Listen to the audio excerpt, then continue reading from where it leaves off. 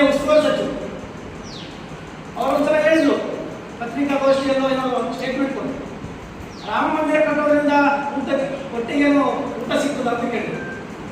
ನಾನು ಅವ್ರಿಗೆ ಕೇಳೋಕೆ ಇಷ್ಟಪಡ್ತೀನಿ,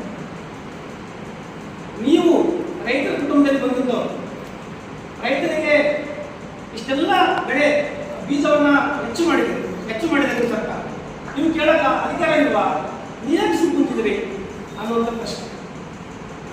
ಅದಕ್ಕಾಗಿ ರಾಜ್ಯ ಸರ್ಕಾರದ ಒಂದು ರೈತರ ಇಷ್ಟೊಂದು ದಮನಕಾರಿ ಮಾಡೋದ್ರಿಂದ ರೈತರಿಗೆ ಬಹಳ ಸಂಕಷ್ಟ ಆಗ್ತದೆ. ಅದಕ್ಕಾಗಿ ಮಾನ್ಯ ಮುಖ್ಯಮಂತ್ರಿಗಳಿಗೆ ವಿನಂತಿ ಮಾಡಿಕೊಳ್ಳೋದೇನೆಂದರೆ, ಹಾಗೂ ನಮ್ಮ ಜಿಲ್ಲೆಯ ಉಸ್ತುವಾರಿ ಸಚಿವರಿಗೆ ವಿನಂತಿ ಮಾಡಿಕೊಳ್ಳೋದೇನೆಂದರೆ, ದಯವಿಟ್ಟು ನೀವು ಸಚಿವರಿದ್ದೀರಿ, ನಮ್ಮ ಜಿಲ್ಲೆ ಮೊದಲೇ ಬರಗಾಲ